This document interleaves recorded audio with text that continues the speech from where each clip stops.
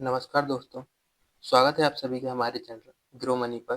तो आज की वीडियो हम बात करने वाले हैं स्मॉल कैप और मिड कैप इंडाइसेस की और साथ ही हम बात करेंगे मिड कैप और स्मॉल कैप म्यूचुअल फंड्स की कि हमें मिड कैप और स्मॉल कैप म्यूचुअल फंड्स में और खरीदारी करनी चाहिए या नहीं करनी चाहिए और कौन-कौन से की फैक्टर हैं जो हमें इन इंडेक्स फंड्स में या म्यूचुअल फंड्स में इन्वेस्टमेंट करने से याद रखनी चाहिए। और आज की वीडियो हम ये भी समझेंगे कि हमें लार्ज कैप, मिड कैप और स्मॉल कैप जो म्यूचुअल फंड होते हैं उनका कितना-कितना हिस्सा अपने पोर्टफोलियो में रखना चाहिए और हमें किस तरह से अपना म्यूचुअल फंड पोर्टफोलियो डाइवर्सिफ़ाई करना चाहिए।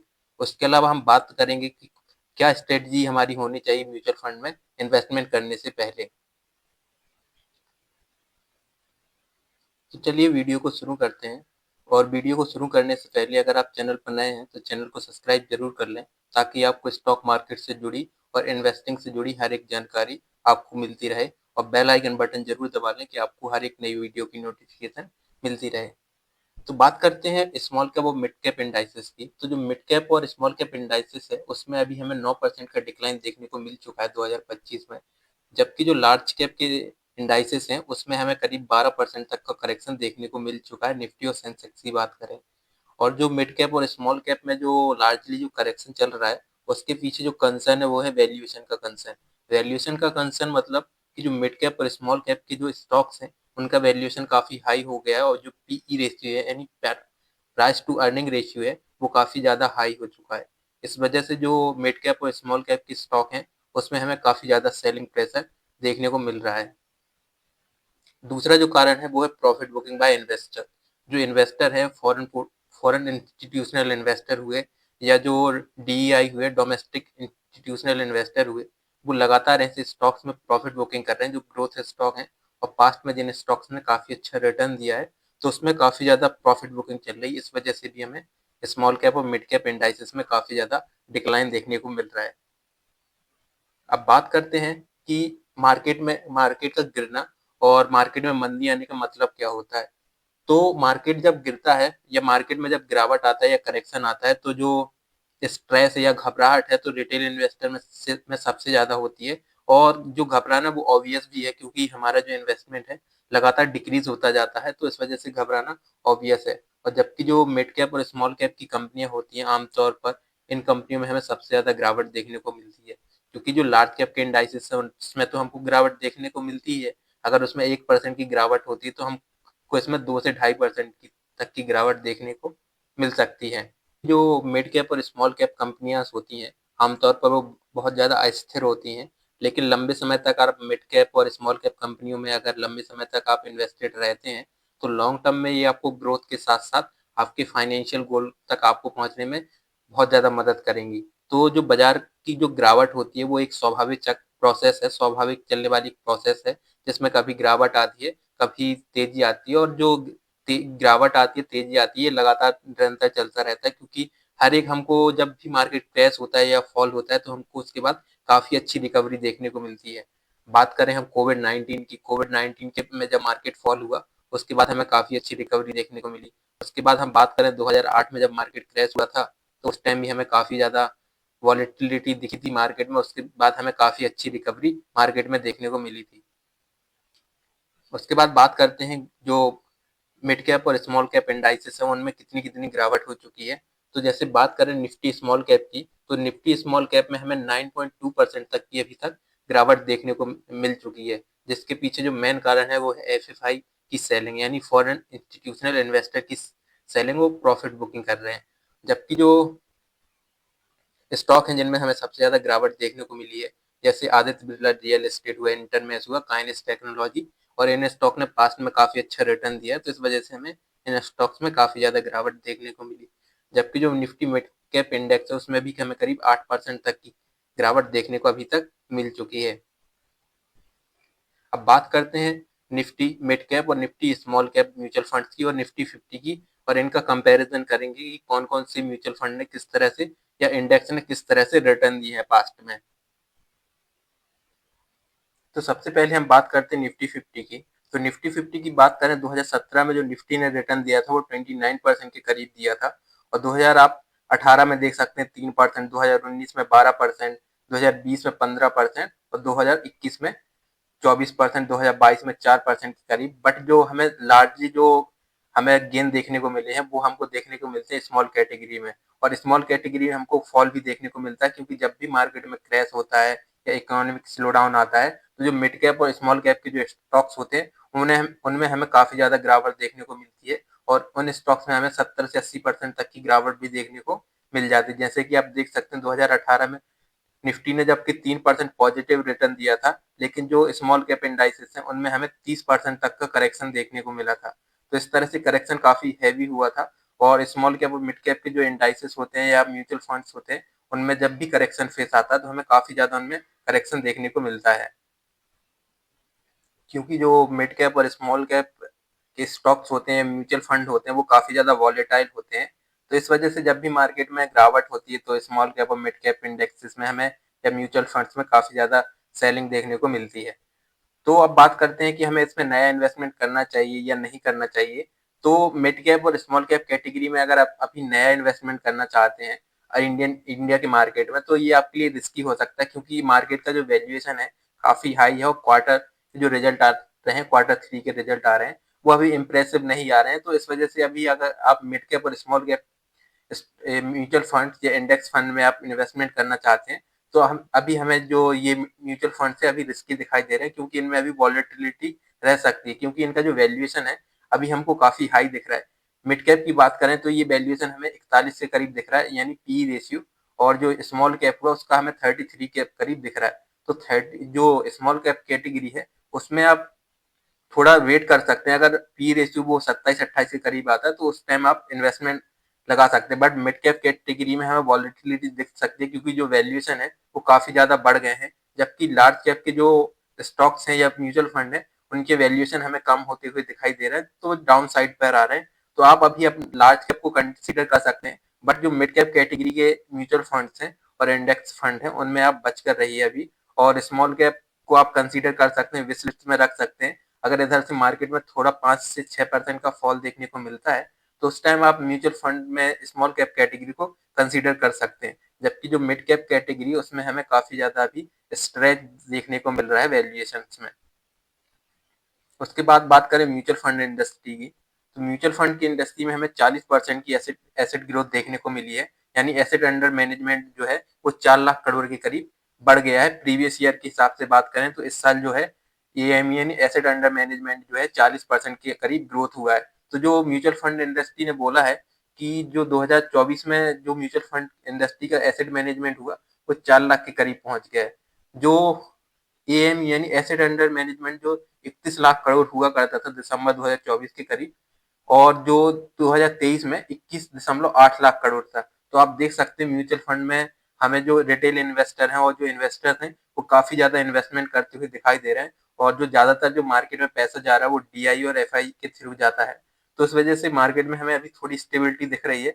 बट जो ज्यादातर लोग इन्वेस्ट करते हैं ऐसे स्टॉक्स में या म्यूचुअल फंड में इन्वेस्ट कर रहे हैं अभी जिनमें ज्यादा रिस्क है, जैसे म्यूचुअल फंड हुआ, सेक्टोरल फंड हुआ और स्मॉल कैप फंड हुआ। तो अभी आपकी जो स्ट्रेटजी होनी चाहिए वो ये होनी चाहिए कि हमें लार्ज कैप की म्यूचुअल फंड्स में, जो लार्ज कैप की म्यूचुअल फंड है, अगर हमें उनमें थोड़ा डिस्काउंट मिलता है तो उन फंड्स में हमें अपना इन्वेस्टमेंट करना चाहिए। जबकि अभी मिड कैप के जो म्यूचुअल फंड्स हैं उनसे हमें बचकर रहना चाहिए अभी, क्योंकि उनके जो वैल्यूएशन है काफी हाई हो चुके हैं।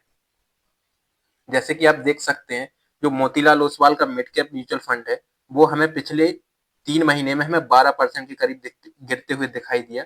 जबकि जो पिछले 1 महीने में हमें 12% के करीब गिरते हुए दिखाई दिया, और पिछले 3 महीने में इसमें करीब 8% की गिरावट हो चुकी है। तो आप देख सकते हैं कि मिड कैप की जो वैल्यूएशन है और स्मॉल कैप की जो वैल्यूएशन है काफी हाई हो चुके हैं।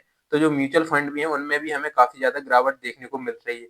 आप किसी भी म्यूचुअल फंड को देख सकते हैं मिड कैप और स्मॉल कैप कैटेगरी के, तो उसमें भी हमें 6 महीने 3 महीने की बात करें और मंथली बात करें तो हमें इनमें काफी ज्यादा गिरावट देखने को मिल रही है। जैसे कि मैं बता चुका हूँ कि इनकी गिरावट का जो मेन कारण है वो है इनका वैल्यूएशन। वैल्यूएशन काफी हाई हो चुका है, इस वजह से इन म्यूचुअल फंड में स्मॉल कैप और मिड कैप कैटेगरी की हमें ज्यादा गिरावट देखने को मिल रही है। उसके बाद बात करते हैं अगले फंड्स की। अगले फंड जो है आप देख सकते हैं निपॉन इंडिया का जो मिड कैप फंड है।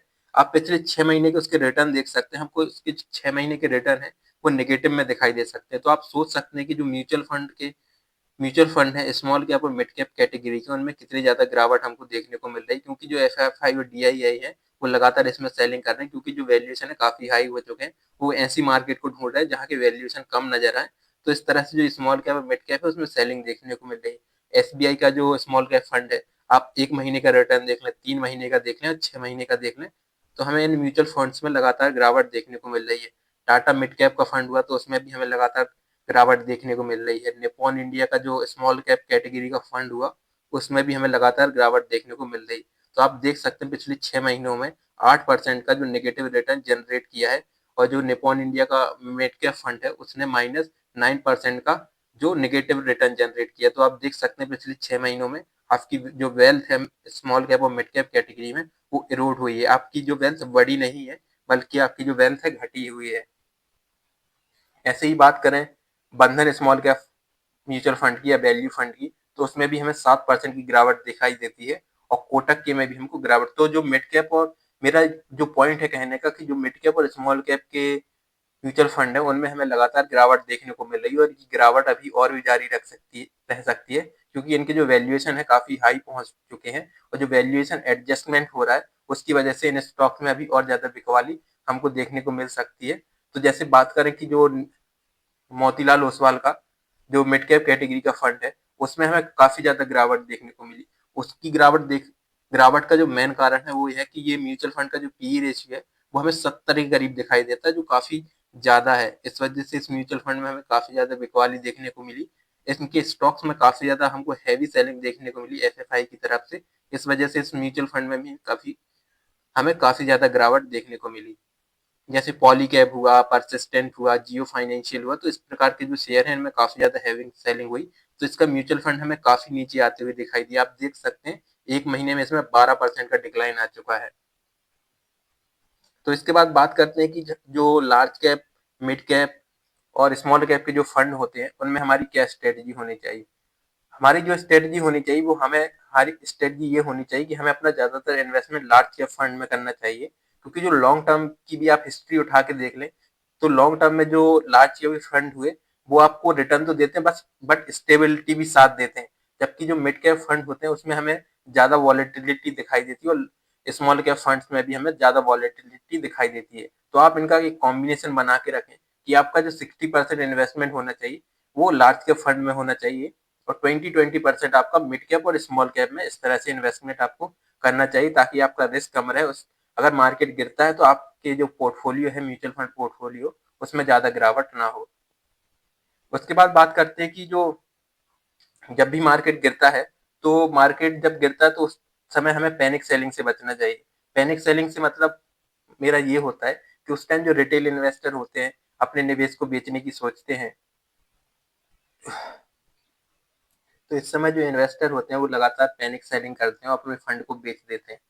तो इस समय आपको अपने फंड नहीं बेचना है, क्योंकि ये आपकी बहुत बड़ी एक मिस्टेक हो सकती है। मिस्टेक इसलिए क्योंकि अगर आप लॉन्ग टर्म के लिए इसमें इन्वेस्टेड हैं तो आपको इसमें और इन्वेस्टमेंट करना चाहिए, और अपनी जो रुपए कॉस्ट एवरेज स्ट्रेटजी से आपको जो अपनी कॉस्ट है उसको घटाना चाहिए, और लॉन्ग टर्म के लिए आपको इसमें इन्वेस्टेड रहना चाहिए, क्योंकि लॉन्ग टर्म में आप इन्वेस्टेड रहें तभी आपके पोर्टफोलियो को अच्छी ग्रोथ मिलेगी। और इसमें हमें जो अपनी एसआईपी को लगातार जारी रखना चाहिए, क्योंकि जो मार्केट जब गिरता है तो जो यूनिट्स हैं हमें काफी सस्ते रेट में मिल जाते हैं, और लॉन्ग टर्म में आपको काफी ज्यादा फायदा होगा अगर आपको कम रेट पर म्यूचुअल फंड के यूनिट मिलते हैं।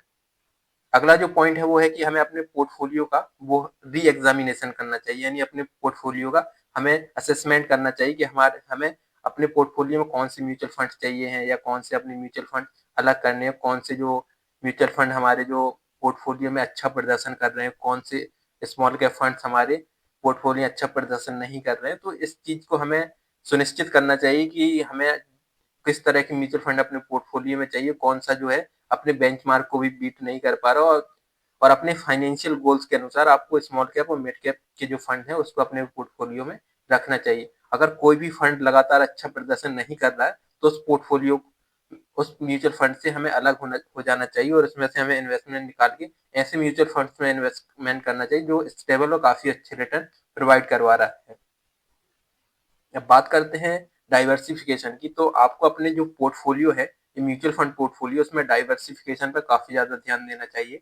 आपको जो अपना सारा पैसा है स्मॉल और मिड कैप म्यूचुअल फंड्स में नहीं लगाना चाहिए। आपको जो फंड है, फंड में जो आपको लगाना चाहिए, जो और भी फंड होते हैं जैसे इक्विटी फंड हुआ, हाइब्रिड फंड हुआ, डेब्ट फंड। तो जो आपका डाइवर्सिफिकेशन होना चाहिए, आपको लार्ज के फंड में भी आपका इन्वेस्टमेंट होना चाहिए, डेट फंड में भी आपका इन्वेस्टमेंट होना चाहिए, हाइब्रिड फंड में भी एक तरह से आपका इन्वेस्टमेंट होना चाहिए। तो आपका जो पोर्टफोलियो है एक स्टेबल होना चाहिए और इसमें डाइवर्सिफिकेशन का अच्छा कॉम्बिनेशन होना चाहिए कि अगर मार्केट गिरता है तो उस टाइम आपका जो पोर्टफोलियो है काफी स्टेबल रहे। उसके बाद बात करते हैं कि जो आपका जो नजरिया होना चाहिए वो लॉन्ग टर्म का होना चाहिए। शॉर्ट टर्म में आपको म्यूचुअल फंड हुआ या स्टॉक हुआ, उसमें आपको वॉलेटिलिटी दिख सकती है। तो अगर आप मिड कैप और स्मॉल कैप में इन्वेस्टमेंट कर रहे हैं तो आपका जो नजरिया है वो लॉन्ग टर्म का होना चाहिए, क्योंकि शॉर्ट टर्म में आपको वॉलेटिलिटी दिख सकती है। तो आपको 5 से 7 साल का समय देना चाहिए अगर आप मिड कैप और स्मॉल कैप कैटेगरी के स्टॉक्स में इन्वेस्टमेंट कर रहे हैं, क्योंकि आप हिस्ट्री भी उठा के देख लें, जब भी मार्केट में गिरावट होती है तो हमें मिड कैप और स्मॉल कैप कैटेगरी में काफी ज्यादा गिरावट होते हुए दिखाई देती है। अगला जो पॉइंट है वो है कि हमें सही फंड का चुनाव करना चाहिए। तो हमें ऐसे फंड्स को चुनना चाहिए जिन क्वालिटी और रिटर्न में काफी अच्छे हैं, और मिड कैप और स्मॉल कैप कैटेगरी में हमें ऐसे फंड चुनना चाहिए, म्यूचुअल फंड चुनना चाहिए जो कंपनियां काफी अच्छे रिटर्न कर जनरेट करके अपने इन्वेस्टर्स को दे रही हैं। और हमें फंड मैनेजर के ट्रैक रिकॉर्ड को भी देखना चाहिए और फंड का जो हिस्टोरिकल परफॉर्मेंस है उसको भी देखना चाहिए कि इसने हिस्ट्री में कैसे रिटर्न दिए हैं।